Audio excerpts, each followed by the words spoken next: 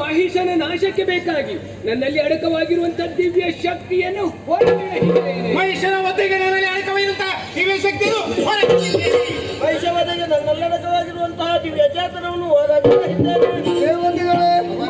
ನಮ್ಮ ನಿಮ್ಮೆಲ್ಲರ ತೇಜಸ್ಸನ್ನು ಹೊರಬಿಡ.